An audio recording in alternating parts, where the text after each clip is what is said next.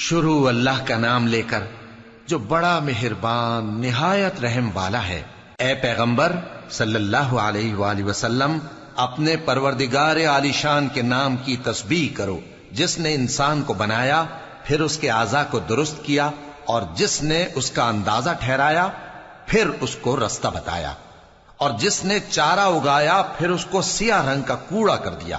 اے نبی صلی اللہ علیہ وآلہ وسلم، ہم تمہیں پڑھا دیں گے، پھر تم فراموش نہ کرو گے، مگر جو اللہ چاہے۔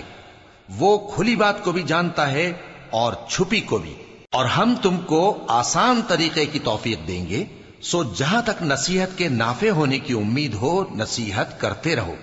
جو خوف رکھتا ہے وہ تو نصیحت حاصل کرے گا، اور بے خوف بدبخت اس سے کترائے گا۔